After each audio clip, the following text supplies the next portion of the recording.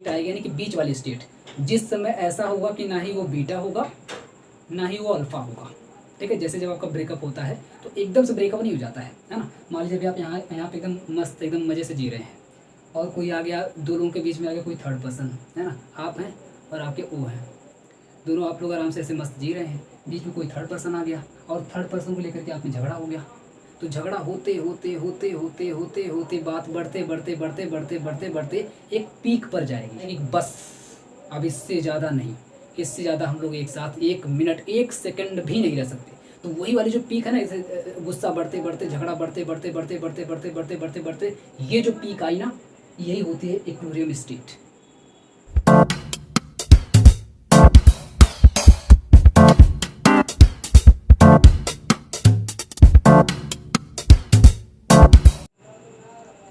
Hello दोस्तों, स्वागत है आपका आपके अपने यूट्यूब चैनल OCC बाय विपुल सर में।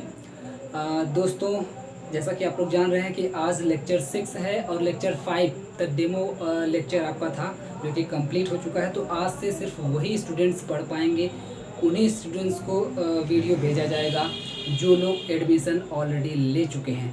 तो ये वीडियो तो ऑब्वियस सी बात है कि सिर्फ पेड स्टूडेंट ही देख रहे हैं, लेकिन अभी भी अगर आपके संपर्क में कोई ऐसा स्टूडेंट है जो एडमिशन लेना चाहता है तो प्लीज़ उसे आप लोग बता दीजिएगा कि एडमिशन ओपन है, आकर के ले ले और जल्दी से पढ़ना स्टार्ट कर दे। अदरवाइज़ जब एग्ज़ाम आता है तो लोग चिल्लाते हैं कि सर कुछ ऐसा बता दीजिए कि बस पास हो जाए। पूरे महीने में तो हम लोग पढ़े नहीं, पूरे 6 महीने में हम लोग कुछ नहीं पढ़े हैं, कुछ नहीं देखे हैं, कुछ नहीं आ रहा है, तो सर प्लीज़ कुछ ऐसा मंत्र बता दीजिए। तो मैं आपको बता दूँ, कोई मंत्र नहीं है, एक ही मंत्र है कि आप एडमिशन लीजिए और रेगुलर होकर के पढ़ाई करिए। ठीक है, और जो लोग एडमिशन ले चुके हैं वो लोग बिल्कुल बहुत ही सिंसियर हैं और इस बार तो हम लोग एक दूसरे के साथ मिल करके तहलका मचाएंगे ही पेपर में। तो बिल्कुल एक नई एनर्जी के साथ आकर के बैठ जाइए, मोबाइल खोल करके कॉपी और पेन भी लेकर के बैठ जाइए। मैं जिस तरीके से जिस फॉर्मेट में आपको यहाँ पे नोट करवाता हूँ, इसलिए मैं बाकायदे वीडियो रोक रोक करके आपके लिए सोच सोच करके एक एक पॉइंट लिखता हूँ, बहुत ही डिजाइनेटेड लिखता हूँ, ताकि सेम इसी फॉर्म में आप अपना नोट्स भी बना पाएँ और सेम ऐसे ही जा कर के आपको अपने एग्ज़ाम में छाप के आना है। जैसे मैं पॉइंट पॉइंट करके लिखवाता हूँ, जैसे मैं डेफिनेशंस लिखवाता हूँ, जैसे मैं हेडिंग्स लिखवाता हूँ, एग्जैक्ट वैसे ही आपको नोट बनाना है और वैसे ही आपको एग्ज़ाम में छाप के आना है। तभी आपको, फिर देखते हैं एग्जामिनर आपको कैसे नंबर नहीं देता है। 100% आपको नंबर देगा एग्जामिनर, वो काट ही नहीं सकता नंबर, क्योंकि बहुत ही बेहतरीन तरीके से जैसे एग्ज़ाम के पर्सपेक्टिव से लिखना चाहिए, जैसे एग्ज़ाम में कॉपी लिखनी चाहिए, उस तरीके से मैं आपको यहाँ पे बोर्ड पे नोट बनवाता हूँ। तो बिल्कुल आप लोग आ जाइए, जुड़ जाइए, बैठ जाइए मोबाइल खोल करके और कॉपी पेन ज़रूर लेकर के बैठिए और अपने हाथ से बाकायदे नोट्स बनाइए। जो लोग नोट्स नहीं बना रहे हैं, बिल्कुल घबराने की ज़रूरत नहीं, हम लोग ये फ्री नोट्स भी प्रोवाइड करेंगे, लेकिन वो नोट और ये जो मैं यहाँ पे लिखवा रहा हूँ, इन दोनों में ज़मीन आसमान का अंतर रहेगा। मैं ऐसा नहीं बस मैं जो मेरे पास नोट्स हैं मैं वही सेम यहाँ पे छपवा रहा हूँ, मैं यहाँ पे अपने सेंस से पढ़ाता हूँ। तो ये वाला जो मैं यहाँ पे पढ़ाऊँगा ये अलग रहेगा और आप देखेंगे सेम चीज़ अगर आप जाकर के केमिस्ट्री ऑफ कार्बोहाइड्रेट जाकर के देखिए तो नोट्स में कुछ अलग तरीके से लिखा रहेगा और यहाँ पे मैं थोड़ा सा अलग तरीके से पढ़ा रहा हूँ। तो मैं यही आपको रिकमेंड करूँगा कि वो नोट्स आप लेकर के पढ़िए, नो डाउट, कोई दिक्कत नहीं, वो तो आपको फ्री में प्रोवाइड किया ही जाएगा जो लोग एडमिशन ले चुके हैं। लेकिन अपने हाथ से भी यहाँ पे सारे नोट्स को बनाते चलिए, ज़्यादा अच्छा रहेगा। ठीक है, तो चलिए वीडियो को स्टार्ट करते हैं। आज लेक्चर 6 हम लोग पढ़ेंगे। लेक्चर 5 में हम लोग काफ़ी कुछ कवर कर चुके थे, जैसा कि मैंने बताया था कि हम लोग 3-4 टॉपिक को कवर करेंगे। मैंने सिलेबस में उसका नाम भी बताया था, जिसमें से एपीमर था, एनोमर था और म्यूटा रोटेशन, 3 टॉपिक हम लोग को कवर करना था और मैकेनिज्म ऑफ म्यूटा रोटेशन हम लोग को कवर करना था। जिसमें से मैंने आपको बेसिकली मोटा मोटा 2 टॉपिक मैंने कल वाले वीडियो में समझा दिया था, एपीमर्स क्या होते हैं और एनोमर्स क्या होते हैं। एपीमर्स में मैंने आपको बताया था, एपीमर और एनोमर में दोनों एक साथ आपको एक बार रिवाइज करवा देता हूँ। एपीमर्स और एनोमर्स में मैंने बताया था कि दोनों के दोनों पहली बात तो डाइस्टेरियोमर होंगे। डाइस्टेरियोमर क्या होते हैं, पिछले वीडियो में आप जाकर के देखिए अगर आपको नहीं आ रहा है तो। दोनों के दोनों पहली बात तो डाइस्टेरियोमर होते हैं। दोनों डिफरेंस क्या होता है, तो एपीमर्स में आप देखेंगे किसी भी कार्बन पर डिफर कर सकता है, खास करके C2 carbon and C4 carbon पर डिफर कर रहा था, जो मैंने आपको एग्जांपल दिया था अगर आपको याद होगा तो। लेकिन एनोमर्स में क्या होता है, एनोमर्स में सिर्फ और सिर्फ कार्बोनिल वाले कार्बन पर ही डिफर करता है। डिफर करने का मतलब है कि लेफ्ट का राइट हो जाना, H और OH का लेफ्ट का राइट हो जाना। तो ये दोनों में सबसे बड़ा एक डिफरेंस था। उसमें मैंने बताया था एपीमर्स पे कि अगर उसमें कार्बन नहीं दिया गया रहेगा कि किस कार्बन पर डिफर कर रहा है तो हम लोग अपनी तरफ से C2 मान लेंगे। जबकि आप एनोमर्स में देखेंगे कि अगर एल्डोज रहेगा यानी कि जिसके अंदर एल्डिहाइड ग्रुप है तो वो C1 पर पक्का डिफर करेगा, और अगर वो कीटोज है यानी कि कीटोन ग्रुप उसके अंदर जुड़ा हुआ है C+O तो पक्का वो दूसरे यानी कि C2 कार्बन पर डिफर करेगा। तीसरा सबसे बड़ा इसमें डिफरेंस था कि जो एपीमर्स होते हैं वो नॉट इनकन्वर्टिबल होते हैं, यानी कि एपीमर्स आर नॉट इनकन्वर्टिबल, यानी कि एक दूसरे में जो दोनों एपीमर्स का पेयर था एक दूसरे में इनकन्वर्टिबल नहीं है। इन एनी सॉल्वेंट, किसी भी सॉल्वेंट पे ले जाकर के आप डिजॉल्व करिए एक दूसरे में चेंज नहीं होगा। जबकि एनोमर्स वो आप एक किसी पोलर सॉल्वेंट पे ले जाकर के डिजॉल्व करिए। अभी मैं आपको दिखाऊंगा पानी में डिजॉल्व करके। पानी क्या है, वाटर क्या है, वाटर एक तरह का पोलर सॉल्वेंट है। पोलर सॉल्वेंट में जैसे उसको डिजॉल्व करेंगे एनोमर्स को तो वो अल्फा से बीटा में चेंज हो जाएगा, मीन्स एक एनोमर से दूसरे एनोमर में चेंज हो जाएगा, बोल ले तो अपने पेयर में चेंज हो जाएगा। ठीक है, तो मोटा मोटा कुल मिलाकर के ये डिफरेंस था। उसमें आप देखेंगे एपीमर्स में, तो एपीमर्स में जो कायरल कार्बन होता था वही बात C2 वाला होता था या C4 वाला होता था। जबकि इसमें आप देखेंगे जो कायरल कार्बन है वो एक नया कायरल कार्बन होता है, यानी कि जो कार्बोनिल वाले ग्रुप से बना होता है नया पहले तो कार्बोनिल ग्रुप से बनता है नया कायरल कार्बन, जिसको हम लोग एनोमेरिक कार्बन या एनोमेरिक सेंटर बोलते हैं। फिर वहाँ पर जब जाकर के लेफ्ट और राइट में डिफर करता है तब उसे बोलते हैं ये एनोमर बन गया, जिसका यहाँ पे आप देख सकते हैं एग्जाम्पल भी यहाँ पे पड़ा हुआ है। आप देख सकते हैं कि पहले वाले कार्बन यानी कि पहले वाले कार्बन यानी कि CHO ग्रुप और CHO ग्रुप पर यहाँ पे डिफर कर रहा है। तो इसको मैंने बताया था, इसको हम लोग अल्फा और बीटा से डिनोट करते हैं, जबकि एपीमर्स में ऐसा कुछ नहीं था। एनोमर्स में लोग अल्फा और बीटा से डिनोट करते हैं, पहले वाले पेयर को अल्फा और दूसरे वाले पेयर को बीटा बोलते हैं। ठीक है, तो अब इसी से हम लोग जस्ट आगे बढ़ेंगे कि यहाँ पे ये जो आप देख रहे हैं कि अल्फा और बीटा बन रहा है, तो ये क्यों बन रहा है, कैसे बन रहा है, कब बन रहा है। और मान लीजिए अभी मैंने एक आपको पॉइंट बताया कि एनोमर्स को अगर हम लोग वाटर में डाल करके डिज़ोल्व करें तो वो अल्फ़ा से बीटा में थोड़ी ही देर में कन्वर्ट हो जाता है, यानी कि इट इज़ इनकन्वर्टिबल। इसीलिए मैंने लिखवाया एक पॉइंट, इट इज़ इनकन्वर्टिबल, यानी कि एक दूसरे में इनकन्वर्ट हो सकता है। तो अगर ये प्रॉपर्टी एनोमर्स के पास है कि वो एक यानी कि अल्फ़ा से बीटा में कन्वर्ट हो सकता है, तो इसी प्रॉपर्टी का नाम है म्यूटा रोटेशन। मैं अभी आपको इसमें डिटेल में आपको पढ़ाने वाला हूँ कि म्यूटा रोटेशन मीन्स क्या, कि जब हम लोग अल्फ़ा डी ग्लूकोज को पानी में ऐसे डालेंगे, डालने के बाद ऐसे घुमाएंगे, घुमाने के बाद थोड़ी ही देर बाद पता चला कि वो बीटा में कन्वर्ट हो गया। जब बीटा में कन्वर्ट हो जाएगा तो आप देखेंगे अल्फ़ा से बीटा में जाने के लिए सिर्फ एक वाटर की ज़रूरत पड़ रही है, वाटर में डाल करके ऐसे घुमाने की ज़रूरत पड़ रही है और तुरंत इसमें कन्वर्ट हो जा रहा है। This process is known as mutarotation. लेकिन इतना आसान नहीं है, क्योंकि अभी मैंने बहुत ही मोटा मोटा बताया। सीधे सीधे अगर मैं बोलूँ तो अल्फ़ा का बीटा में कन्वर्ट होना ही म्यूटा रोटेशन है। लेकिन ये रोटेशन एक्चुअल में होता क्यों है, क्योंकि आप देख रहे हैं कि यहाँ से अल्फ़ा से बीटा में जाने के लिए क्या करना है, सिंपल सा एक काम करना है, सिंपल सा एक काम करना है कि यहाँ पे भी H और OH इस तरीके से है, इसको OH और H बना दीजिए, H और OH को OH और H बना दीजिए, काम खत्म, आराम से अल्फ़ा से बीटा में कन्वर्ट हो गया। यानी कि कुछ नहीं करना, हमको बस इस HOH को ऐसे घुमा देना है, और घुमाने के लिए हमको चाहिए वाटर, वाटर में डाल करके इसे डिजॉल्व कर देंगे, अपने आप बीटा में कन्वर्ट हो जाएगा। और एक सबसे बड़ा और डिफरेंस था एपीमर्स और एनोमर्स में, कि एपीमर्स ओपन चेन स्ट्रक्चर में बनता है, जबकि एनोमर्स हमेशा साइक्लिक स्ट्रक्चर में बनता है। यहाँ पे आप देख सकते हैं साइक्लिक स्ट्रक्चर मैंने बनाया हुआ है, तो ये साइक्लिक स्ट्रक्चर में ही हमेशा बनता है। ये भी बात आप याद रखेंगे, साइक्लिक स्ट्रक्चर और ओपन चेन स्ट्रक्चर में भी बनता है, दोनों में डिफरेंस करके आपसे पूछा जाएगा। तो वही बात हो गई कि इसको बस हमको घुमाना है। ये घुमाने के लिए कितना डिग्री पहले ये होता है, फिर जब हम लोग वाटर में डालते हैं तो फिर वो कितने डिग्री में घूमता है, और फिर ये जो बीटा बनता है ये फिर कितने डिग्री का होता है। यही जो डिग्री का खेल है ना, कि यहाँ पे कितने डिग्री का था, फिर इसको जब हम लोग वाटर में डालें तो एक पहले तो इंटरमीडिएट कंपाउंड बनेगा, यानी कि बीच वाला, दोनों के बीच वाला बनेगा। वो बीच वाला क्या होगा, कितने डिग्री का होगा, फिर वहाँ से जा कर के बनेगा बीटा, तो बीटा फिर कितने डिग्री का हो जाएगा, that is known as mutarotation. इसी को ही हम लोग म्यूटा रोटेशन बोलते हैं। ठीक है, तो चलिए अब सीधे सीधे मैं आता हूँ म्यूटा रोटेशन पर। तो अब हेडिंग डालिएगा व्हाट इज म्यूटा रोटेशन, यहाँ पे आप हेडिंग डालिएगा व्हाट इज म्यूटा रोटेशन, इसके बाद लिखना स्टार्ट करिएगा। लिखिए वो पहले एक बार समझ लीजिए, फिर अभी मैं स्क्रीनशॉट लेने का मौका दूंगा। तो आप हेडिंग डालिए व्हाट इज म्यूटर रोटेशन, इसके बाद इसको लिखना है। पहले इसको समझिए, देखिए इसका एग्जाम्पल सबसे पहले हम लोग समझते हैं, फिर अभी थियरी अपने आप समझ में आ जाएगी। जैसे अभी मैं क्या बता रहा था, अभी मैं एक आपको हिंट दिया, एक मैं आपको इंट्रोडक्शन दिया म्यूटर रोटेशन का कि म्यूटर रोटेशन क्या होता है। उसमें मैंने आपको बताया कि अगर किसी अल्फा एनोमर्स को, यानी कि जो पहला वाला एनोमर बनता है उसको अगर हम लोग पानी यानी कि किसी भी पोलर सॉल्वेंट में डिजॉल्व कर दें, डाल के ऐसे घुमा दे, तो अपने आप वो दूसरे वाले एनोमर यानी कि बीटा एनोमर में अपने आप वो कन्वर्ट हो जाता है। ठीक है, तो अभी हम लोग क्या करने जा रहे हैं, वही करने जा रहे हैं। अल्फा एनोमर को हमने लिया, इसके बाद उसको हम लोग वाटर में डाले।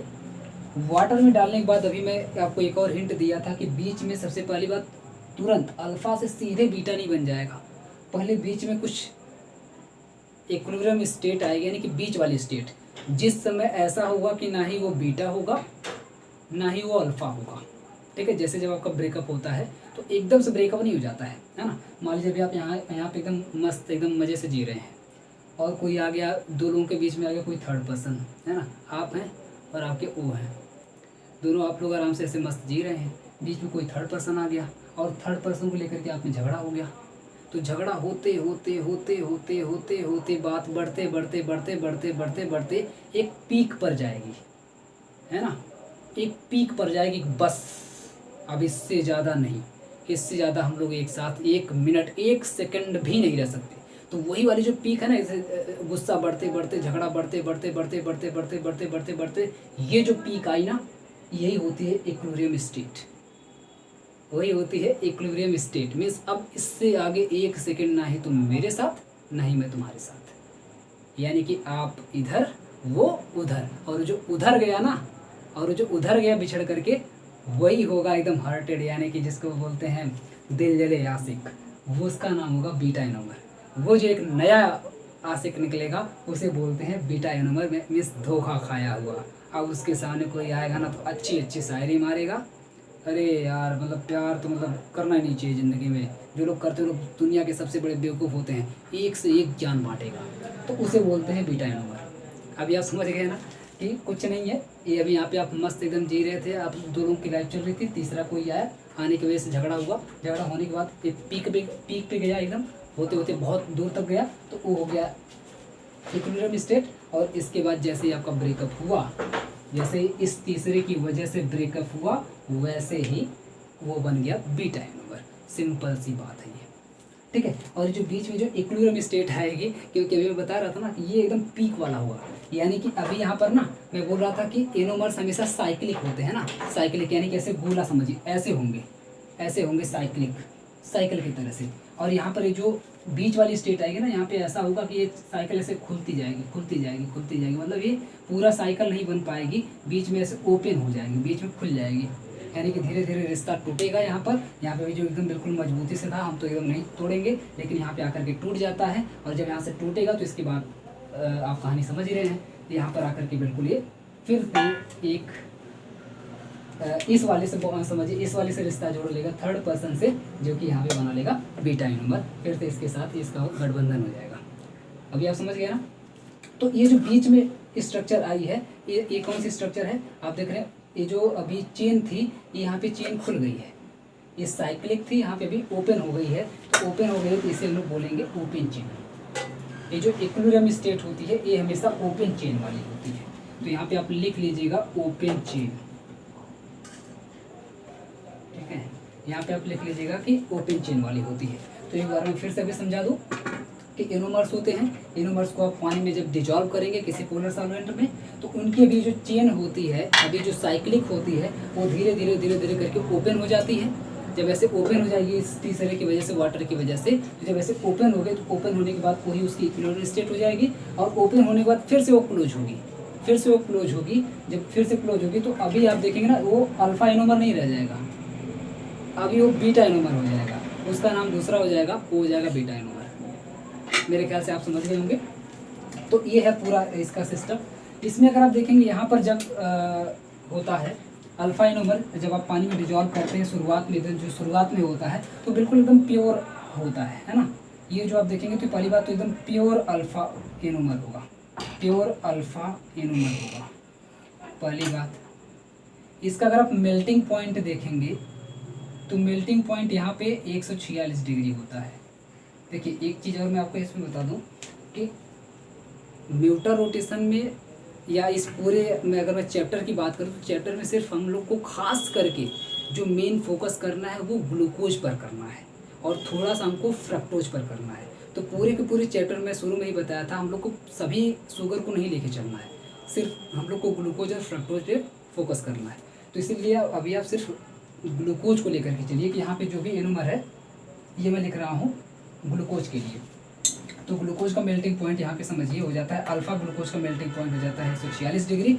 और इसका अगर आप स्पेसिफिक रोटेशन देखेंगे, जो मैं आपको रोटेशन बता रहा था कि शुरुआत में उसका रोटेशन कितना होता है, यानी कि एच जो ऐसे जुड़ा होता है ना वो कितने डिग्री पर जुड़ा होता है, तो स्पेसिफिक रोटेशन को हम लोग अल्फा से दिखाते हैं ऐसे ऐसे करके।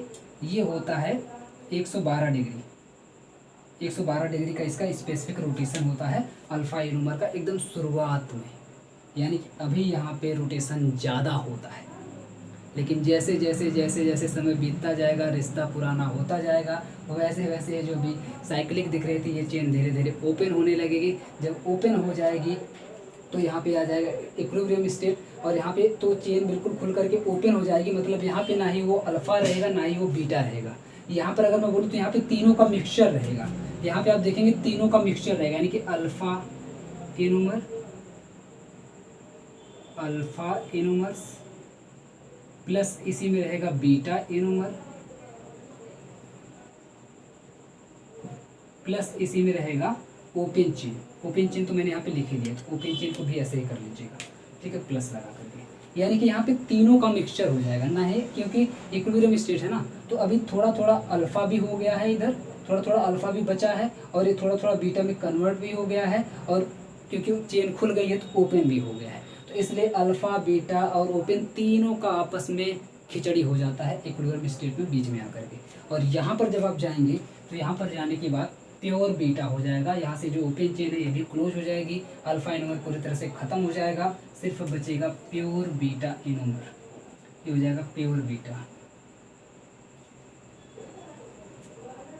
ठीक है, इसका नाम हो जाएगा प्योर बीटा एनोमर। यहाँ पे अगर आप मेल्टिंग पॉइंट देखेंगे तो यहाँ पे मेल्टिंग पॉइंट इसका और बढ़ जाता है, यानी कि 150 डिग्री सेल्सियस हो जाता है। और अगर आप लेकिन रोटेशन देखेंगे तो रोटेशन घट जाता है। यहाँ पे भी आप देख रहे हैं रोटेशन कितना है, तो यहाँ पे रोटेशन है 112 डिग्री, और यहाँ पर रोटेशन कितना हो जाता है, तो यहाँ पे रोटेशन हो जाता है लगभग 56.5, यानी कि 56.5 इसमें लिखा नहीं है क्या, ठीक है कोई बात नहीं। 56.5 डिग्री का इसका लगभग रोटेशन हो जाता है बीच में, सॉरी 52.5 है, 52.5 यानी 52.5 डिग्री का लगभग इसका रोटेशन हो जाता है। और यहाँ पर अगर आप इसका रोटेशन देखेंगे तो स्पेसिफिक रोटेशन घट करके बिल्कुल घट करके हो जाता है 18.5 डिग्री का इसका रोटेशन हो जाता है। या फिर कहीं कहीं पर आप देखेंगे तो उसको 19 डिग्री भी लिखा रहता है, 19 डिग्री का भी रोटेशन लिखा रहता है। तो एक बार मैं फिर से समझा दूँ कि अल्फा एनोमर में प्योर अल्फा एनोमर होता है डिजॉल्व करने से पहले, या फिर जस्ट जब डिजॉल्व किए हैं तब की बात कर लीजिए, तो उस समय प्योर अल्फा एनोमर रहता है। अभी बीटा ना ही बीटा है ना ही ओपन है। मेल्टिंग पॉइंट उस समय 146 डिग्री सेल्सियस रहता है, और यानी कि इसका जो स्पेसिफिक रोटेशन है अल्फा एनोमर का वो 112 डिग्री सेल्सियस होता है। यानी कि एच और ओ एच ऐसे जो जुड़े हुए हैं दोनों के बीच का जो एंगल है एच और ओ एच का वो 112 डिग्री सेल्सियस, सॉरी 112 डिग्री का है। लेकिन जैसे ही ये इसको आप वाटर में डिजॉल्व करेंगे, वाटर आकर के इस पर अटैक करेगा, अटैक करने के बाद इसकी चेन को ऐसे खोल देगा। जब खोल देगा तो उसका जो परिवर्तन रोटेशन होगा वो घट करके 52.5 डिग्री हो जाएगा, 52.5 डिग्री हो जाएगा। और यहाँ पर चेन तो पहली बात खुल गई तो ओपन चेन हो जाएगी, और अल्फा का भी मिक्सचर रहेगा, बीटा का भी मिक्सचर रहेगा इधर से भी, यानी कि ये अल्फा बीटा और ओपन का मिक्सचर रहेगा, प्लस इसका जो रोटेशन होगा वो 52.5 डिग्री का हो जाएगा। और इसके बाद थोड़ी ही देर बाद जैसे ये पीक पर जाएगा तो जाने के बाद जहाँ से ब्रेकअप होगा वहाँ से ये बन जाएगा सिर्फ और सिर्फ बीटा। जब बीटा बन जाएगा तो ये प्योर बीटा हो जाएगा। मेल्टिंग पॉइंट इसका और थोड़ा सा बढ़ जाएगा और 150 डिग्री सेल्सियस हो जाएगा, और इसका स्पेसिफिक रोटेशन घट करके 18.5 डिग्री सेल्सियस या 19 डिग्री सेल्सियस हो जाएगा। 18.5 या 19 डिग्री सेल्सियस का, अरे सॉरी सेल्सियस बोल रहे हैं, 18.5 डिग्री या 19 डिग्री का स्पेसिफिक रोटेशन हो जाता है। रोटेशन सेल्सियस में नहीं होता है, डिग्री के साथ सेल्सियस अपने आप निकल जाता है। तो 18.5 डिग्री या 19 डिग्री का रोटेशन हो जाएगा, जिसे इसे ही बोलते हैं म्यूटा रोटेशन। ये आप देख रहे हैं किस तरीके से रोटेट कर रहा है। इधर से जाएंगे तो घटता घटता घटता घटता घटता हो जा रहा है। लेकिन अगर आप ऐसे देखें तो alpha rotation, sorry alpha anomer धीरे धीरे धीरे धीरे पानी में डिजॉल्व करते ही, अल्फा एनोमर को पानी में डिजॉल्व करते ही धीरे धीरे धीरे धीरे धीरे धीरे धीरे धीरे करके इसका जो ये स्पेसिफिक रोटेशन है वो घटता जाता है। ऐसे जो एच और ओ एच अभी इतने दूर थे, ये घटते जाते हैं, ऐसे घटते घटते घटते घटते घटते घटते घटते घटते किस पे आ जाते हैं, 52.5 डिग्री पर आ जाते हैं। लेकिन बीटा एनोमर को आप देखेंगे तो इधर भी लगा हुआ है ना, ये जो एरो है इधर भी इंडिकेट कर रहा है। बीटा एनोमर को अगर आप देखेंगे तो ये ग्रेजुअली इंक्रीज करता है इक्विलिब्रियम स्टेट में आने के लिए, यानी कि बीटा से अल्फा में अगर आपको आना है, क्योंकि आप जानते हैं ना, मैंने आपको बताया कि ये ज़रूरी नहीं कि अल्फ़ा से सिर्फ बीटा ही बने, बीटा से अल्फ़ा भी बन सकता है, क्योंकि दोनों आपस में इंटर कन्वर्टिबल हैं। बीटा से अल्फ़ा बन जाएगा, अल्फ़ा से बीटा बन जाएगा, बीटा से अल्फ़ा बन जाएगा, अल्फ़ा से बीटा बन जाएगा। तो एक दूसरे में हमेशा कन्वर्ट होते रहते हैं, इनकन्वर्टिबल है। तो अगर आपको बीटा से अल्फ़ा बनाना है तो बीटा से अल्फ़ा जब बनाएंगे तो ये आप देखेंगे धीरे धीरे बढ़ेगा, यानी कि अगर आप बीटा एनोमर लेते हैं तो स्पेसिफिक रोटेशन बढ़ेगा। कितना बढ़ेगा, तो अभी था अच्छा इसको प्लस में कर लीजिएगा, यहाँ पर प्लस लगा लीजिएगा, प्लस प्लस 112 डिग्री, एंड यहाँ पर इसको बोलते हैं प्लस 18.5 डिग्री। तो ये यहाँ से प्लस 18.5 डिग्री या 19 डिग्री से बढ़ेगा, बढ़ते बढ़ते बढ़ते बढ़ते बढ़ते बढ़ते बढ़ते बढ़ते ये प्लस में ये 52.5 डिग्री का हो जाएगा, प्लस में 52.5 डिग्री का हो जाएगा। यानी कि अगर आप बीटा एनोमर लेते हैं तो बीटा एनोमर मान लीजिए इतना, अभी बीच में रोटेशन एंगल इसका कम था, एंगल 18.5 का था। फिर जैसे ही आप यहाँ से बीटा एनोमर को वाटर में डिजॉल्व करेंगे तो ऐसे धीरे धीरे फैलने लगेगा, फैलते फैलते फैलते फैलते फैलते फैलते कहाँ आ जाएगा, बीच में आ जाएगा, यानी कि 52.5 डिग्री पर आ जाएगा।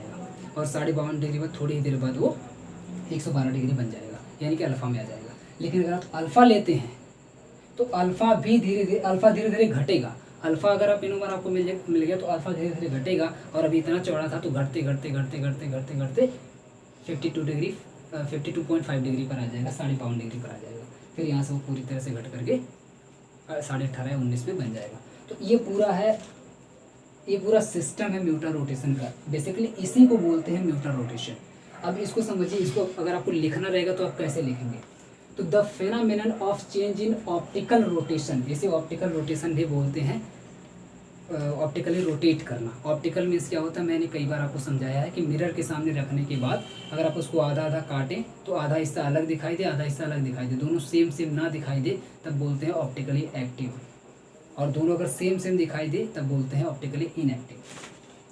तो उसी तरीके से ऑप्टिकल रोटेशन, इसका optical rotation of a compound when dissolved in a solvent, फिर से एक बार समझिएगा कि the phenomenon of change in optical rotation of a compound, यानी कि एक ऐसी थियरी जिसमें ऑप्टिकल रोटेशन में यहाँ पे चेंज आता है, कब, when dissolved into a solvent, जब एक सॉल्वेंट में हम लोग उसको डाल करके ऐसे घुमा दें, डिजॉल्व कर दें विद टाइम, यानी कि ऐसा नहीं कि डाल दें तुरंत ऐसे खट से घूम करके बन गया, बीटा बन गया, और बीटा से पहले यहाँ पे बीटा बन गया, बीटा से खट से ऐसे फैल करके अल्फ़ा बन गया, फिर अल्फ़ा से खट से ऐसे फैल कर मतलब सिकुड़ करके बीटा बन गया। ऐसा नहीं है कि पानी में डालते तुरंत बन जाएगा, विद टाइम लिखा है, मीन्स धीरे धीरे धीरे धीरे धीरे धीरे करके ये प्रोसेस चलता है। थोड़ा सा लंबा प्रोसेस, थोड़ा टाइम लगता है अल्फ़ा से बीटा में कन्वर्ट बनने में और बीटा से अल्फ़ा बनने में। तो इसलिए यहाँ पे आप लिखेंगे with time is called mutarotation. इसी पूरे फिनोमेनन को ही इसी कन्वर्जन को ही बोला जाता है म्यूटा रोटेशन। इसी का एग्जांपल अगर आप देखेंगे तो अल्फ़ा डी ग्लूकोज, जिसको मैंने यहाँ पे लिया है, alpha D glucose has melting point of 146 degree Celsius, जो कि सेम बात है, मैंने यहाँ पे समझा भी दिया है और मैं लिख भी दिया हूँ। And specific rotation of plus 112 degree Celsius, यहाँ पे मैं लिख रहा हूँ plus 112 degree, while beta D glucose has a melting point of 150 degree Celsius and specific rotation 18.5 degree या फिर 19 डिग्री का। सेम चीज़ आप लिख लीजिए, इसको अभी आप छाप लीजिए। एक और, क्योंकि अभी आप देख रहे हैं ना धीरे धीरे ये बढ़ रही है, धीरे धीरे घट रही है, तो इस पर अभी आप एक और डेफिनेशन बना सकते हैं। तो जो आपको अच्छी लगे दोनों में से कोई भी एग्जाम में छाप के आ जाइएगा। ये भी ठीक है, यहाँ से यहाँ तक छाप दीजिए। अगर आपसे आ जाए एग्जाम में क्वेश्चन कि व्हाट इज म्यूटर रोटेशन, तो आप यहाँ से यहाँ तक छाप दीजिएगा।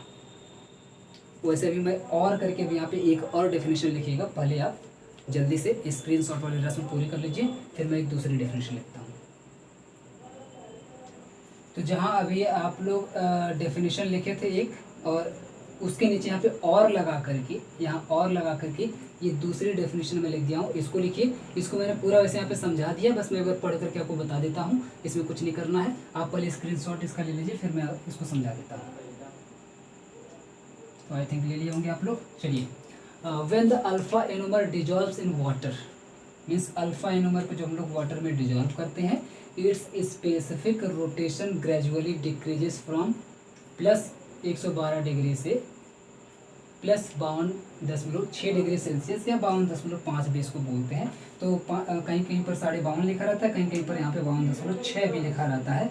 तो आप दोनों लिख लीजिएगा, ठीक है, क्योंकि इसमें थोड़ी सी कन्फ्यूजन रहती है, थोड़ी बहुत इधर उधर डिफर करता रहता है, अलग अलग बुक में करता रहता है, ठीक है, कोई बात नहीं। तो जैसे ही हम लोग अल्फा एनोमर को वाटर में डिजॉल्व करते हैं, इसका specific rotation plus 112 degree Celsius से, फिर सेल्सियस बोल रहे हैं, प्लस 112 डिग्री से प्लस 52.6 डिग्री पर रोटेट कर जाता है, लेकिन ग्रेजुअली डिक्रीज करता है। आप देखेंगे लिखा हुआ मैंने कि ग्रेजुअली डिक्रीज करता है। ग्रेजुअली डिक्रीज यानी धीरे धीरे, ग्रेजुअली का मतलब होता है धीरे धीरे धीरे धीरे धीरे धीरे घटना। तो धीरे धीरे घट करके इस पे आ जाता है। एंड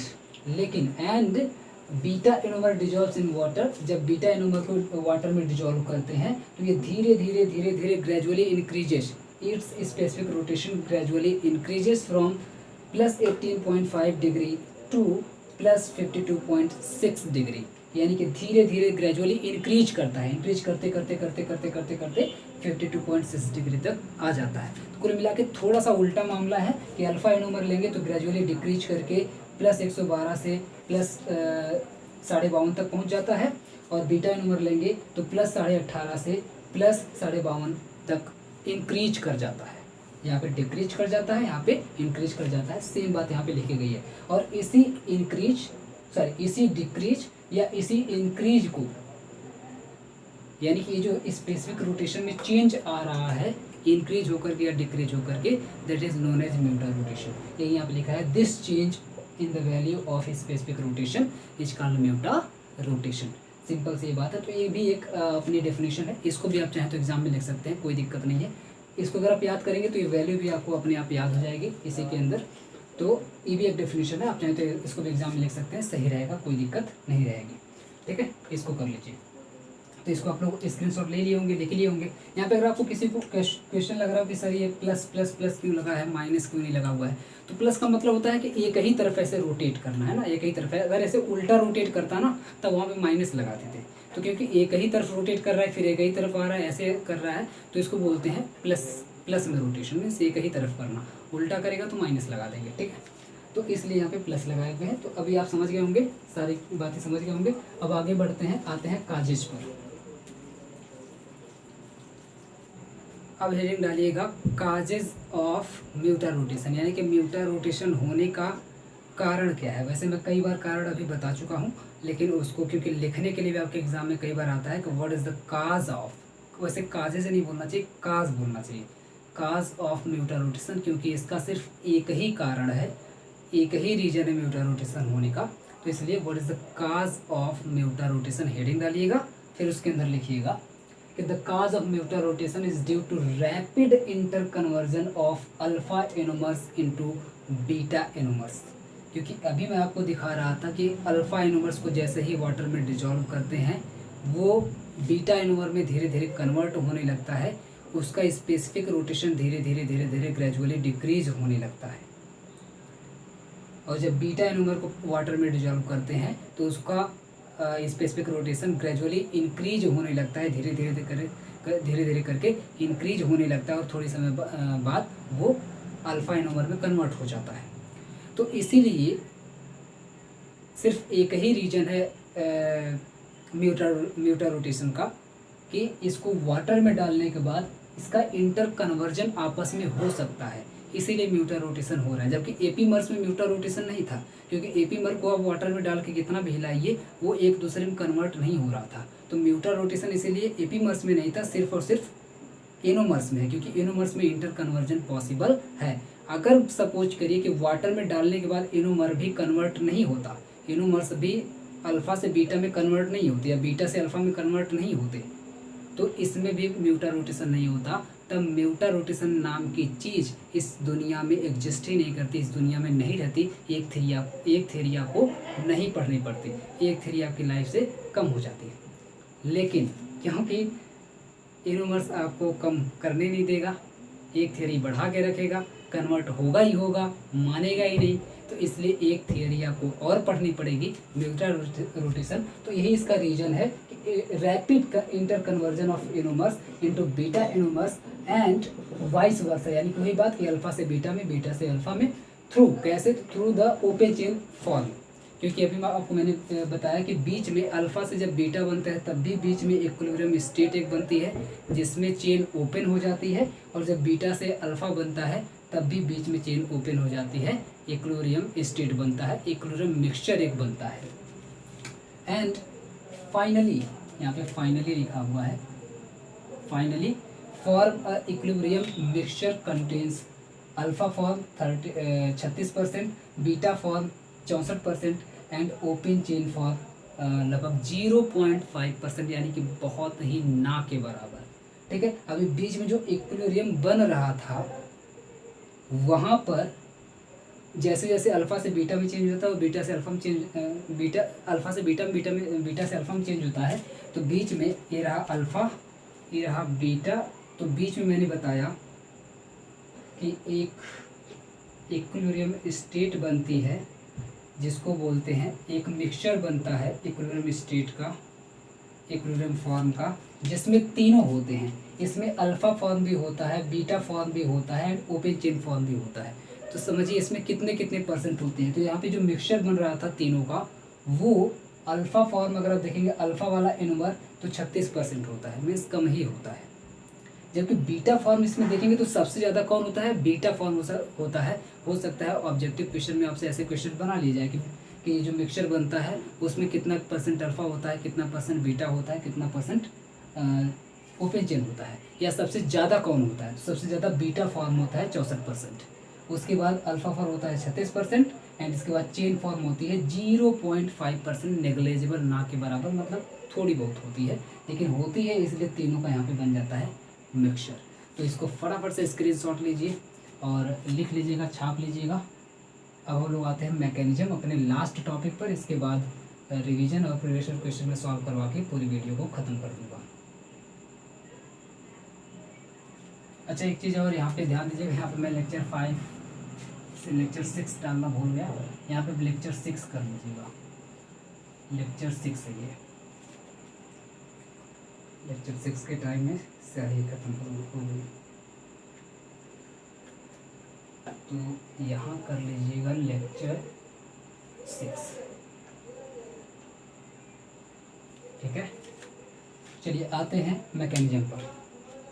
तो अब हेडिंग डालिए मैकेनिज्म ऑफ म्यूटा रोटेशन, हेडिंग डालिए मैकेनिज्म ऑफ म्यूटा रोटेशन।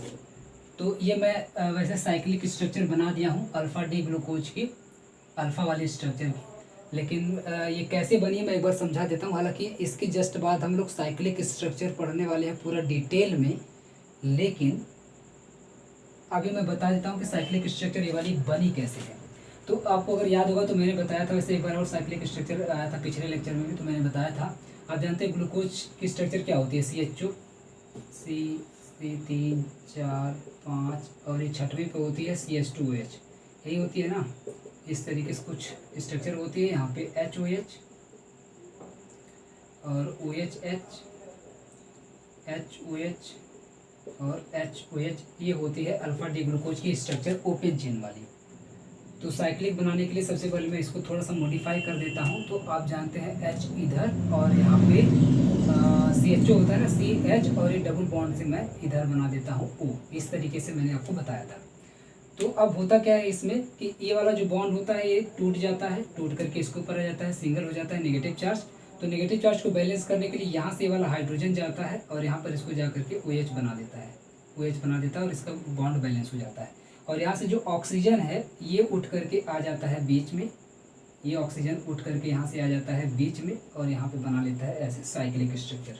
तो आप देखेंगे साइकिल कितने के बीच में बनी है, तो 1 2 3 4 5 कार्बन और एक ऑक्सीजन के बीच में आप देखेंगे इस तरीके से एक साइक्लिक स्ट्रक्चर बन गई है। वही बात यहाँ पर भी 1 2 3 4 5 और एक ऑक्सीजन, यानी कि 5 कार्बन और एक ऑक्सीजन के बीच में ऐसे साइक्लिक स्ट्रक्चर बन जाती है और एक कार्बन CH2OH का यहाँ पे बच जाता है जो कि ऊपर हो जाता है।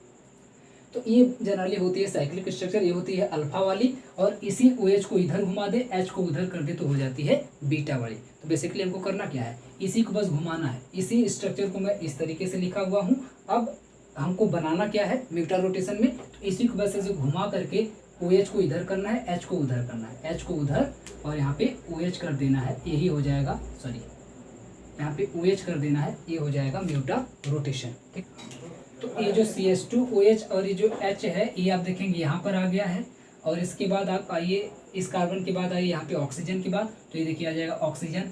ऑक्सीजन के बाद फिर आइए यहाँ पे HOH, ये देखिए HOH, ये वाला जो HOH है ये यही वाला है और यहीं पर हमको डिफर करवाना है, क्योंकि आप जानते हैं कि अल्फा और बीटा कहाँ बनेगा। तो यहाँ पे अभी HOH इस तरीके से है, अभी इस तरीके से लिखा गया है, यानी कि H ऊपर लिखा गया है, OH नीचे लिखा गया है, H ऊपर लिखा गया OH नीचे, H ऊपर OH नीचे। अब इसी को हमको घुमा करके OH को ऊपर लेके जाना है, H को नीचे लेकर के आना है। ठीक है, तो ये वाला कार्बन ये हो गया। फिर ये वाला जो कार्बन है वो यहाँ पर है, देख लीजिए HOH, तो HOH हो जाएगा। फिर ये वाला कार्बन देखिए OHH, तो OHH हो जाएगा। फिर वाला कार्बन HOH, तो यहाँ पे देखिए HOH हो जाएगा। और फिर से आप यहाँ पे आएंगे तो फिर से CH2H, ये देखिए CH2OH और ये H हो जाएगा। तो इस तरीके से कुछ साइक्लिक स्ट्रक्चर इसकी बनी है। ध्यान से आप देखिए, रिपीट करके देखिए, अभी आपको समझ में आ जाएगा। तो अभी मैं इसके आगे बढ़ता हूँ। तो इतनी बात आपको समझ में आ गई होगी कि म्यूटर रोटेशन में हमको घुमाना किसको है और ये साइक्लिक स्ट्रक्चर एक्चुअल में बनी कैसे है। तो यहाँ पर हमको घुमा करके बस ऐसे पलटी मरवा देना है, तो अपने आप हम लोग पहुँच जाएंगे बीटा ग्लूकोज में। यानी कि घुमाना हमको यहाँ पे, कायरल कार्बन यहाँ पे है। ठीक है, तो एनोमेरिक कार्बन या एनोमेरिक सेंटर हमारा यहीं पे है, इसी को हमको घुमाना है। तो अब देखिए हम लोग क्या करेंगे, क्योंकि आप जानते हैं कि एनोमर्स में हम लोग लेते हैं वाटर, और वाटर का भी H+। आप जानते हैं वाटर में से वाटर हमेशा H+ और OH- में ब्रेक हो जाता है, तो उसका H+ ले लेंगे।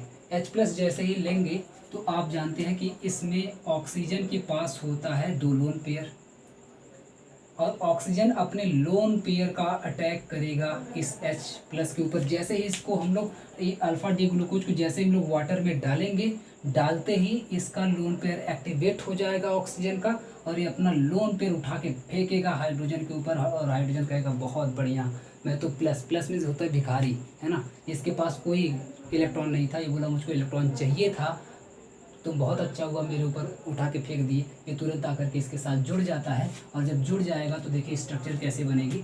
तो आप इसकी स्ट्रक्चर बनाने के लिए ना ऐसे बनाइएगा, पहले ऐसे बेंजीन बनाइएगा। ठीक है, ऐसे बनाया करिए, और यहाँ पर कर दिया करिए OH, और शुरू यहाँ से किया करिए CH2OH, और यहाँ पे हो जाएगा H। फिर यहाँ पे आप जानते हैं कि अभी ऊपर H है और OH, फिर आप जानते हैं H और OH रहेगा, फिर यहाँ पर OH और H रहेगा, और यहाँ पर H और OH रहेगा। ठीक है, इस तरीके से इसकी स्ट्रक्चर बनती है। और यहाँ पर एक लोन पेयर अभी इसका बचा है, लेकिन एक लोन पेयर जैसे ही उठा करके इसको हाइड्रोजन को दिया, वैसे ही हाइड्रोजन आकर के इसके साथ यहाँ पे जुड़ जाएगा, और इस ऑक्सीजन के ऊपर आ जाएगा एक प्लस चार्ज। बताइए प्लस चार्ज क्यों आया? तो इसलिए क्योंकि इसने इलेक्ट्रॉन को दिया है, तो जो इलेक्ट्रॉन को देता है उसके ऊपर आता है प्लस चार्ज, जो इलेक्ट्रॉन को लेता है उसके ऊपर आता है नेगेटिव चार्ज। तो अभी यहाँ पे नेगेटिव चार्ज छोड़िए, क्योंकि ये तो आकर के बॉन्ड बना करके जुड़ गया है, इसको 2 इलेक्ट्रॉन मिल गया, तो यहाँ करके यहाँ पे सीधे जुड़ गया है। यानी कि ऑक्सीजन क्योंकि इलेक्ट्रॉन को दिया है, इसलिए इसके ऊपर पॉजिटिव चार्ज आ जाएगा। और अब जानते हैं ऑक्सीजन ना ही ज़्यादा देर तक अपने ऊपर पॉजिटिव चार्ज रख पाता है, और ना ही ज़्यादा देर तक अपने ऊपर नेगेटिव चार्ज रख पाता है। तो अपने पॉजिटिव चार्ज को बैलेंस करने के लिए क्या करता है, ऑक्सीजन बोलता है हाइड्रोजन को तो जोड़ लिया है, इसको भगा नहीं सकते, तो ये क्या करता है, ये बॉन्ड ही तोड़ करके उठा लेता है। यहाँ पर जो बॉन्ड आपको ये वाला दिखाई दे रहा है, इस बॉन्ड को तोड़ करके उठा लेता है, और जब उठा लेगा तो देखिए इधर से क्या बनेगा, इसको ऐसे बना लीजिएगा। मैं थोड़ा नीचे लेकर के आ रहा हूँ स्ट्रक्चर को, ठीक है। तो आप देखें इसको भी मैं थोड़ा ऐसे कर दे रहा हूँ, ऐसे OH को। तो जैसे ही ये बॉन्ड यहाँ से तोड़ करके उठाता है, वैसे ही यहाँ पर जो कार्बन है, यहाँ पर जो कायरल कार्बन हमारा जो मेन वाला कार्बन है, इसके ऊपर इलेक्ट्रॉन की डेफिशिएंसी हो जाती है, इलेक्ट्रॉन की कमी होने लगती है। इसके इलेक्ट्रॉन की कमी को पूरा करने के लिए इधर बोलता है कि चलो मैं भी, मेरे पास भी ऑक्सीजन है, ऐसा नहीं तुम्हारे पास ही ऑक्सीजन है, बहुत अपने आप को बन रहे हो। तो बोलता है मेरे पास भी एक ऑक्सीजन है, ऑक्सीजन मेरी हेल्प करेगा, क्योंकि इधर से ऑक्सीजन ने अटैक किया है तो इधर से भी ऑक्सीजन हेल्प करेगा। तो ऑक्सीजन क्या करता है, ये वाला H+ का बॉन्ड तोड़ करके दे देता है कार्बन को, बोलता है कार्बन मेरा सबसे परम दोस्त है। हाइड्रोजन का क्या है, हाइड्रोजन तो बहुत कमजोर है, इसको जब चाहेंगे तब ले लेंगे। तो ये OH का बॉन्ड तोड़ करके यहाँ पे डबल बॉन्ड बना देता है। तो देखिए कैसे स्ट्रक्चर बनेगी, तब आपको समझ में आएगा। फिर से आप वैसे ही बनाइए, यहाँ पे ऑक्सीजन कर दीजिए, यहाँ पे ऐसे और यहाँ पे ऐसे कर दीजिए, ठीक है। सब जगह पे ऐसे ऐसे कर लीजिए, यहाँ पर ऐसे, यहाँ पर CH2 OH और H, और यहाँ पर आप जानते हैं H और OH था ना, अभी देखिए H और OH था तो H इधर हो गया, और यहाँ पर डबल बॉन्ड से, यहाँ पर सिंगल बॉन्ड नहीं, अभी डबल बॉन्ड हो गया। यहाँ पे देखिए डबल बॉन्ड हो गया है, क्योंकि ये बॉन्ड टूट करके इधर आ गया, तो डबल बॉन्ड से ऑक्सीजन जुड़ गया, और यहाँ से ये H+ रिलीज हो गया, यहाँ से H+ रिलीज हो गया। तो ये देखिए H+, यानी कि जो वाटर से जो H+ आया था वो H+ यहाँ पे रिलीज हो गया। तो यहाँ पे लिख सकते हैं प्लस, यानी कि आया था, और यहाँ पर लिख सकते हैं -H+, यानी कि जो चला गया, यानी कि जो आया था वो चला गया, H+ जो लिया गया था वो चला गया। जब चला गया तो यहाँ पे देखिए यहाँ पे C+O बन जाएगा, यहाँ पे कार्बन है, यहाँ पे आप चाहें तो कार्बन भी बना सकते हैं साफ साफ समझने के लिए। फिर आप जानते हैं इधर होता है HOH, OHH और HOH, इस तरीके से तीनों बदल जाते हैं। तो ये कुछ इस तरीके से यहाँ पर आ जाता है। सॉरी, मैंने तो यहाँ पर क्योंकि ये बॉन्ड तोड़ लिया था ना, तो यहाँ पर तो बन जाएगा ओपन स्ट्रक्चर हो जाएगी ना। यहाँ पे स्ट्रक्चर ये वाला बॉन्ड क्योंकि तोड़ करके उठा लिया था, तो यहाँ पे कहाँ बॉन्ड बनेगा, और यहाँ पर OH बन जाएगा, O के साथ यहाँ पे H जुड़ जाएगा, और H का जो प्लस चार्ज था वो बैलेंस हो जाएगा ये वाला बॉन्ड उठाने के बाद। इसके ऊपर अभी 1 लोन पेयर पहले से था, और ये वाला जब बॉन्ड जैसे ही उठाएगा इसके ऊपर 1 लोन पेयर और आ जाएगा, यानी कि ये बिल्कुल अपने स्टेबल वाली स्टेट में आ जाएगा। लेकिन यही देखिए बनेगा यहाँ पे open chain form, open chain वाला जो मैं आपको बार बार बता रहा था, एक बीच में इंटरमीडिएट कंपाउंड बनता है, इक्विलिब्रियम स्टेट बनती है, तो यही है ओपन चेन। जो मैं ओपन चेन आपको बार बार बोल रहा था, तो ओपन चेन फॉर्म यही है, फॉर्म भी आप लिख लीजिए, ठीक है। बीच वाला यही है, ठीक है, ये वाला है। इसके बाद जैसे ही हम लोग इसके आगे बढ़ाएंगे, वैसे ही अभी जो आपको यहाँ पे इस तरीके से दिख रहा था, वैसे आप इसको भी पलटी मरवा लीजिए, ज़्यादा अच्छा रहेगा। क्योंकि ये जब टूटा ना, तो टूटने के बाद ऑक्सीजन चला जाता है ऊपर, और हाइड्रोजन आ जाता है नीचे। ऑक्सीजन चला जाता है ऊपर और ऑक्सीजन आ जाता है नीचे, क्योंकि यहाँ पर जब ये चेन टूट गई तो ये पलटी मार जाता है, ये ऐसे पलटी मार जाता है। यहाँ पर अभी कुछ रोकने के लिए है नहीं, तो ये पलटी मार जाता है, ऑक्सीजन यहाँ से ऊपर चला जाता है, हाइड्रोजन यहाँ पे नीचे आ जाता है यहीं पर। अब देखिए दोबारा से क्या होता है, तो दोबारा से क्योंकि आप जानते हैं कि C डबल बॉन्ड O की कहानी तो आपको पता ही होगी कि कार्बन और ऑक्सीजन के बीच में हमेशा डबल बॉन्ड होता है। लेकिन क्योंकि ऑक्सीजन पूरे पीरियोडिक टेबल की 2nd नंबर की खूबसूरती है, इसलिए वो हमेशा अपनी खूबसूरती का इस्तेमाल करती है, और C डबल बॉन्ड O में से डबल बॉन्ड के एक बॉन्ड को तोड़ करके हमेशा उठा लेती है और नेगेटिव चार्ज जनरेट कर देती है, और कार्बन के ऊपर इलेक्ट्रॉन की डेफिशिएंसी कर देती है, यानी कि इलेक्ट्रॉन की कमी कर देती है। तो ये जैसे ही बॉन्ड को उठाएगी इसके ऊपर आ जाएगा नेगेटिव चार्ज। अब पहली बात तो इसके नेगेटिव चार्ज को भी बैलेंस करना है, और दूसरी बात यहाँ पे कार्बन के ऊपर आ जाएगा एक पॉजिटिव चार्ज, यानी कि यहाँ पे एक बॉन्ड की कमी हो जाएगी, इस बॉन्ड की कमी को दूर करना है। तो एक कार्बन चला, अब किसके पास जाए, इसके आसपास और कोई है नहीं सिवाय इस ऑक्सीजन की। तो फिर से इसके पास जाता है, हाथ पैर जोड़ने लगता है, भाई यहाँ पर गलती कर दिए, तो मैं ताना दे करके कि मेरे पास भी ऑक्सीजन है, मेरा वाला ऑक्सीजन तो और ख़तरनाक निकला, ये तो और ज़बरदस्त धोखा दिया है, तुमसे रिश्ता तोड़वा करके अपने भी तोड़ रहा है रिश्ता। तो ये बोलता है घबराओ मत, मैं अभी तुम्हारा पुराना दोस्त यहाँ पे जो जुड़ा हुआ था, मैं फिर से चलो तुम्हारे साथ रिश्ता बना लेता हूँ, कोई दिक्कत नहीं है, मुझे कोई प्रॉब्लम नहीं है। तो ये वाला ऑक्सीजन बोलता है कोई बात नहीं, और ये फिर से यहाँ पर ये जो हाइड्रोजन को लिया था, यहाँ से जो हाइड्रोजन को लिया था, इस हाइड्रोजन का बॉन्ड ब्रेक कर लेता है, और ब्रेक करके यहाँ पे बना देता है, ये वाला जो बॉन्ड है ना, इस बॉन्ड को ब्रेक करके यहाँ बना देता है बीच में, इन दोनों के बीच में बना देता है और यहाँ से H+ रिलीज कर देता है और ये H+ आकर के यहाँ पे जुड़ जाता है इस वाले ऑक्सीजन के साथ। तो देखिए क्या हो जाएगा, घबराइए मत, अभी मैं एक बार फिर से एक्सप्लेन कर दूंगा। अगर आपको बाउंसर गया हो, ऊपर से गया हो तो कोई दिक्कत नहीं, अभी मैं फिर से एक्सप्लेन कर रहा हूँ। यहाँ पे है अपना ऑक्सीजन और यहाँ पर चलिए अभी एक कार्बन बना लेते हैं समझने के लिए। यहाँ पे CH2OH H और H OH OH H H OH, ये रही अपनी स्ट्रक्चर। अब समझिए इन दोनों जगह पे क्या हुआ होगा, क्योंकि ये अभी चलिए मान लेते हैं यहाँ पे बॉन्ड नहीं था, तो क्या हुआ, इस वाले ऑक्सीजन और हाइड्रोजन का बॉन्ड यहाँ से तोड़ करके इस वाले ऑक्सीजन ने यहाँ बना दिया, इस कार्बन के प्लस चार्ज को बैलेंस करने के लिए, या कार्बन के ऊपर जो इलेक्ट्रॉन की डेफिशिएंसी हुई थी उसको बैलेंस करने के लिए। तो यहाँ पे एक ऐसे बॉन्ड बन गया, यहाँ पर जो बॉन्ड टूटा था वो फिर से बन गया, यानी कि चेन फिर से क्लोज हो गई।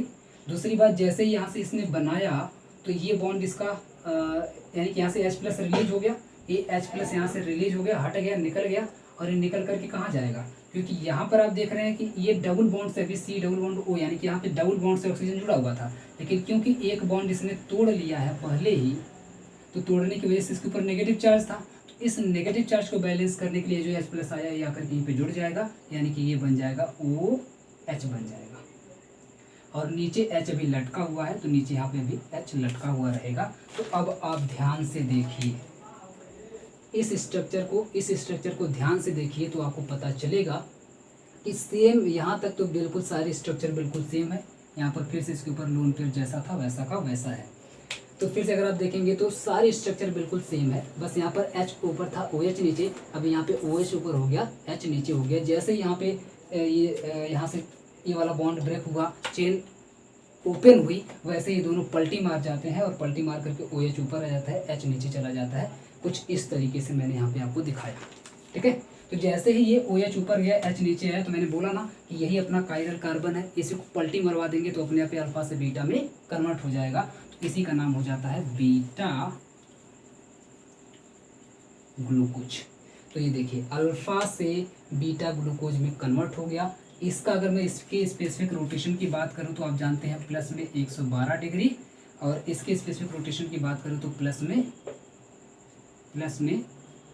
18.5 या कहीं कहीं पर 19 डिग्री भी लिखा रहता है। और इसकी अगर मैं बात करूं ओपन चेन की, तो आप जानते हैं 52.5 या कहीं कहीं पर 52.6 डिग्री भी लिखा रहता है।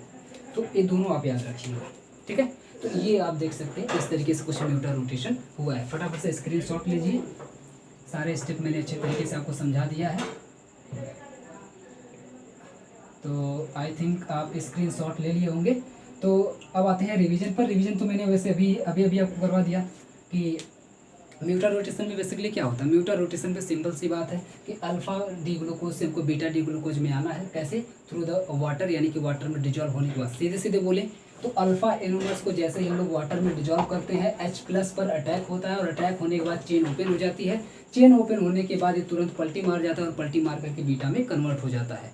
फिर से अगर आप बीटा को डिजॉल्व करेंगे तो बीटा में भी फिर से वही काम होगा, यहाँ पे फिर से H+ पे अटैक करेगा, फिर से चेन को तोड़ेगा और फिर से पलटी मार जाएगा। अभी OH ऊपर था, H नीचे था, ये पलटी मार करके फिर से यहाँ पहुँच जाएगा। इसी को आप ऐसे उल्टा घुमा लीजिए, उल्टा घुमा लेंगे तो बीटा से आप पहुँच जाएंगे अल्फा में, यानी कि अल्फा से बीटा में, बीटा से अल्फा में कन्वर्जन ही क्या होता है, म्यूटा रोटेशन होता है। और ये क्यों होता है, ड्यू टू रैपिड इंटरचेंज या rapid interconversion of anomers, क्योंकि एनोमर्स हमेशा एक दूसरे में इंटर कन्वर्ट होते रहते हैं वाटर में डिजॉल्व होने के बाद या पोलर सॉलिड में डिजॉल्व होने के बाद, इसी वजह से ये हमेशा होता रहता है। ये हमेशा साइक्लिक स्ट्रक्चर में होता है, ये भी आपको याद रखना है। तो ये सारी बातें मैंने म्यूटर रोटेशन में बताई, इसके काजेज मैंने समझाए, इसका मैकेनिज्म आपके सामने पढ़ा ही हुआ है, मैंने अभी किया। अब आते हैं प्रीवियस ईयर क्वेश्चंस पर कि कौन कौन से क्वेश्चंस आपके एग्जाम में इन सभी टॉपिक से एपीमेराइजेशन, एनोमर्स और म्यूटर रोटेशन वगैरह से पूछे गए हैं। सारे क्वेश्चंस मैं एक बार आपको बता देता हूँ, फिर हम लोग आते हैं अपने नेक्स्ट टॉपिक पर।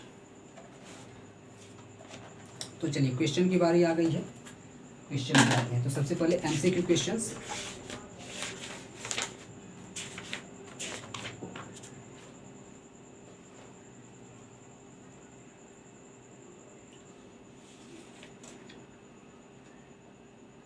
तो देखिए सबसे पहले एमसीक्यू क्वेश्चन पर आते हैं। पूछा है आपसे अल्फा डी ग्लूकोज, ध्यान से सुनिएगा, मैं लिख नहीं रहा हूँ, अभी मैं बस बोलता जाऊँगा, आप सुनते जाइएगा।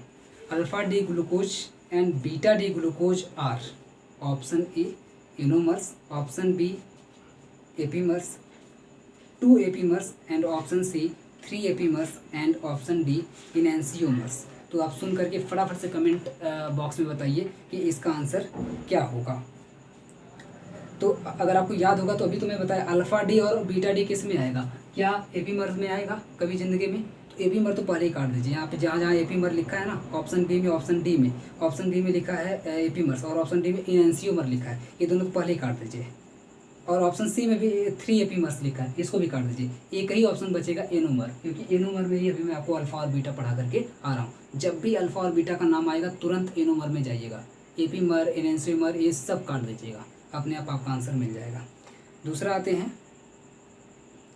Reducing property of monosaccharide is due to the presence of, ये देखिए पहले वाले लेक्चर का है, जो मैं पहला वाला एकदम लेक्चर, सबसे फर्स्ट लेक्चर जो मैंने आपको पढ़ाया था जिसमें रिड्यूसिंग और नॉन रिड्यूसिंग पढ़ाया था, उसमें सर ये मैंने करवा दिया था, कोई बात नहीं, आगे बढ़ते हैं।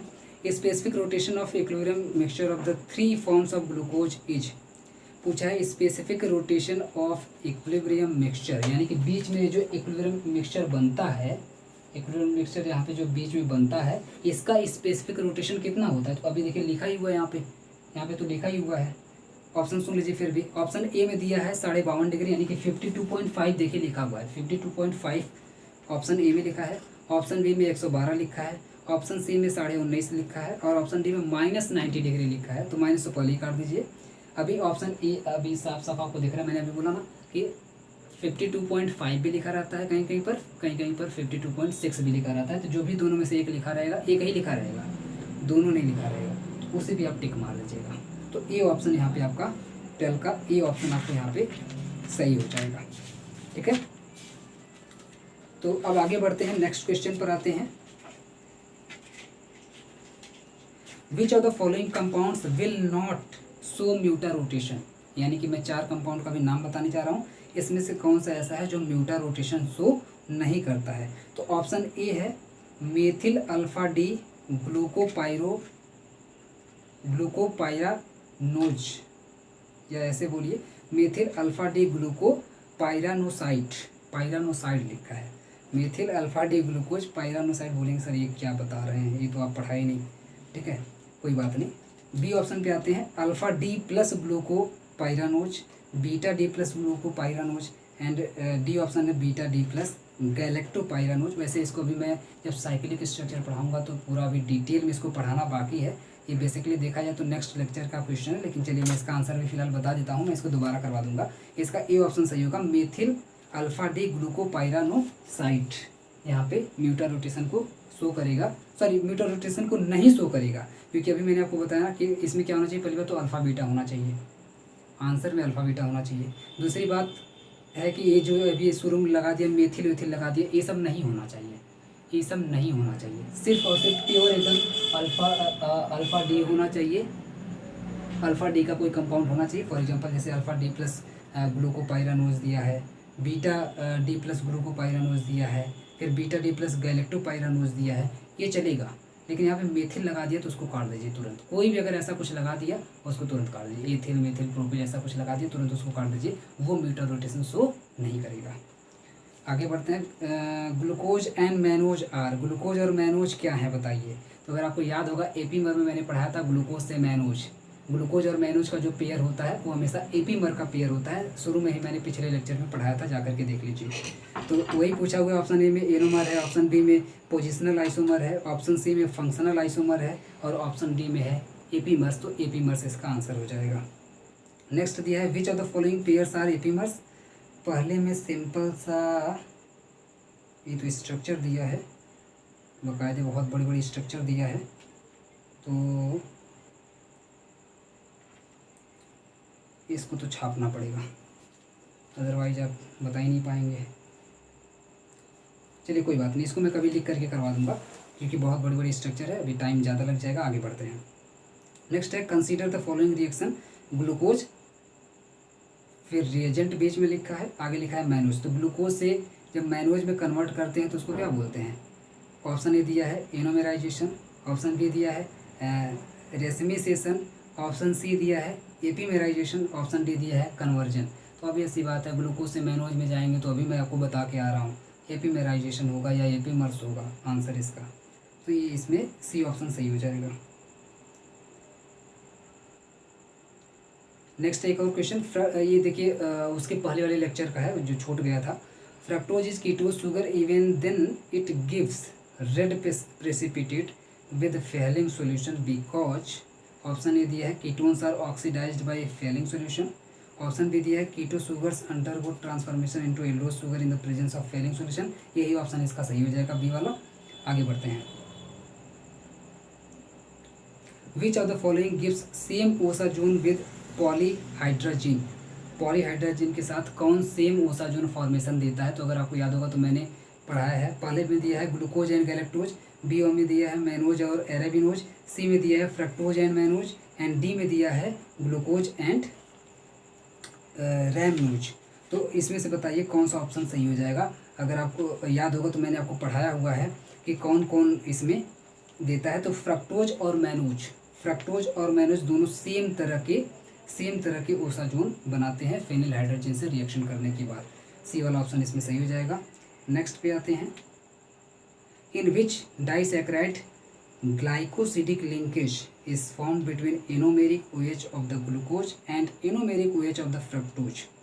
तो इसका anomeric OH of the glucose and anomeric OH of the fructose बोला है। तो कौन सा डाइसैकेराइड बनाता है? तो ऑप्शन ए है माल्टोज, ऑप्शन बी है सेलोबायोज, ऑप्शन सी है सुक्रोज एंड ऑप्शन डी है लैक्टोज। तो इसका आंसर बताइए कौन सा आंसर सही हो जाएगा। तो इसका आंसर हो जाएगा सुक्रोज। इसको भी मैं डिटेल में आगे जब आऊँगा तो मैं डिटेल में और पढ़ाऊँगा। फिलहाल इतना याद रखिए कि anomeric OH of the glucose and anomeric OH of the fructose. तो आप खुद सोचिए कि ग्लूकोज और फ्रक्टोज दोनों किस में होता है। तो मैंने शुरू वाले लेक्चर में आपको पढ़ाया कि सुक्रोज का अगर आप एक मॉलिक्यूल लेते हैं तो उसको जैसे ही आप वाटर में डाल करके डिजॉल्व करेंगे वो दो पार्ट में ब्रेक हो जाएगा, एक ग्लूकोज बनाएगा और दूसरा फ्रक्टोज बनाएगा। तो ग्लूकोज फ्रक्टोज सिर्फ सुक्रोज में मिलेंगे, तो ऑब्वियस सी बात है इसका आंसर सुक्रोज सही हो जाएगा। आगे बढ़ते हैं। स्टार्च क्या है? ये तो शायद पहले का है, सॉरी ये इसको छोड़ दीजिए, मैंने करवा दिया है। आगे बढ़ते हैं। नेक्स्ट आपसे पूछा है, देखिए पूछ लिया जो मैं आपको पॉइंट करके लिखवा रहा था वो देखिए थियोरेटिकल क्वेश्चन में पूछा हुआ, रिटन क्वेश्चन सब लिखिए। How anomers differs from epimers? आप आराम से लिख सकते हैं कि एनोमर और एपीमर में क्या डिफरेंस है, हेडिंग डाल करके मैंने लिखवाया है। Explain by taking suitable example भी मैंने करवाया है। आगे बढ़ते हैं। नेक्स्ट क्वेश्चन आपसे पूछा, what are the structural and experimental conditions necessary for mutarotation of the aldose and ketose? तो वही बात, ये अभी जो मैं पूरा आपको म्यूटा रोटेशन में लिखवाया हूँ वो लिख दीजिए, जो मैं काजेज लिखवाया हूँ वो भी लिख दीजिए और पूरा मैकेनिज्म लिख दीजिए, पूरा इसका आंसर हो जाएगा। ये लॉन्ग वाला क्वेश्चन है, तीनों इसमें लिखना पड़ेगा आपको। नेक्स्ट आपसे क्वेश्चन पूछा है, नेक्स्ट म्यूटा रोटेशन से पूछा है कि what is mutarotation, explain with suitable example. आप आराम से लिख सकते हैं, मैंने इसमें अभी करवाया है। नेक्स्ट आपसे पूछा है what is the cause of mutarotation, तो काज भी मैंने करवा ही दिया है। नेक्स्ट आपसे पूछा है why mutarotation takes place in presence of amphoteric solvent. तो ये एम्फोटेरिक सॉल्वेंट में क्यों म्यूटा रोटेशन होता है ये भी मैंने आपको करवा दिया। एम्फोटेरिक या फिर वही पोलर सॉल्वेंट में क्यों होता है, तो due to the rapid interconversion of the anomers. ये मैंने अभी आपको करवाया। इसका जो मैंने काज लिखवाया है उसी से बेसिकली भी क्वेश्चन पूछा हुआ है और ये पूरा इंटर कन्वर्जन आप दिखा दीजिएगा इसमें, तो इसका आंसर कंप्लीट हो जाएगा। तो ये सारी क्वेश्चन जो मैंने बोले हैं ओरल ना, इसको आप लिखते जाइए कॉपी में, जहाँ पे आप ये बना रहे हैं तो वहीं पे लास्ट में आप पूरा नोट्स बना करके उसके लास्ट में आप ये क्वेश्चन भी लिखते जाइए। इससे फ़ायदा ये होगा आपका कि जब आप एग्ज़ाम देने जाएंगे उससे पहले जब आप पढ़ेंगे तो ये सारे क्वेश्चन आप एक बार रिपीट करके जाइएगा, ऐसे ही क्वेश्चन आपके एग्ज़ाम में बनेंगे। ठीक है, तो ये सारे क्वेश्चंस हो गए आपके आज के प्रीवियस क्वेश्चंस। अगर आपका कोई कमेंट है तो प्लीज़ लिख करके मुझे बताइएगा। अगर कोई प्रॉब्लम हो रही है, कुछ समझ में नहीं आ रहा है या कोई भी ऐसी बात जो आपके मन में हो और मुझे आपको बतानी हो, तो प्लीज़ आप वीडियो के नीचे जाकर के कमेंट करिएगा। मैं नेक्स्ट टॉपिक आपको बता देता हूँ कि हम लोग नेक्स्ट लेक्चर में क्या पढ़ने वाले हैं। तो अभी तक हम लोग 1 2 3 4 5 6 7 और एक 8 टॉपिक अभी तक हम लोग 6 लेक्चर में 8 टॉपिक कवर किए हैं। नेक्स्ट में हम लोग पढ़ेंगे, नेक्स्ट लेक्चर में हम लोग पढ़ने वाले हैं determination of configuration of glucose, जिसमें हम लोग फिशर्स प्रूफ पढ़ेंगे और हो सकेगा तो इसी में मैं साइक्लिक स्ट्रक्चर और हावर्थ प्रोजेक्शन भी लेकर के चलूँगा। तो अब यहाँ से जो अभी शुरू होने वाला है, अब आपका कुल मिला के साइक्लिक स्ट्रक्चर पर हम लोग धीरे धीरे आने वाले हैं। ठीक है, तो नेक्स्ट जो लेक्चर आपका रहेगा determination of configuration of glucose, जिसमें फिशर के बारे में पढ़ना है, फिशर स्ट्रक्चर या फिशर प्रूफ के बारे में पढ़ना है। आप अपना सिलेबस खोल करके देखिएगा, तब आपको दिखाई देगा। तो ये टॉपिक हम लोग नेक्स्ट लेक्चर में डिस्कस करेंगे। तो उम्मीद करते हैं कि आपको वीडियो समझ में आ रहा होगा, पसंद आ रहा होगा, एक एक बात आपको पल्ले पड़ रही होगी मेरी। अगर कोई भी कन्फ्यूजन, कोई भी डाउट है तो आप व्हाट्सएप भी कर सकते हैं, व्हाट्सएप पर लिख के भेज सकते हैं जो लोग एडमिशन ले चुके हैं, और या फिर आप कमेंट भी कर सकते हैं। और एक बार फिर से मैं आपको याद दिला दूं कि अगर आपका कोई दोस्त रह गया है जो एडमिशन लेना चाहता है या कोई भी आपके संपर्क का है, तो प्लीज़ उसको इन्फॉर्म करिए कि अभी भी एडमिशन ओपन है। आकर के फटाफट से, वो सिर्फ 100 रुपये तो फीस लग रही है, कहाँ बहुत ज़्यादा लग रही है 1 यूनिट की। तो आप आकर के फटाफट से पेमेंट करके एडमिशन ले लीजिए, नहीं तो आप पीछे रह जाएंगे। तो चलिए फिर मिलते हैं नेक्स्ट वीडियो में लेक्चर 7 में। तब तक के लिए बहुत बहुत धन्यवाद।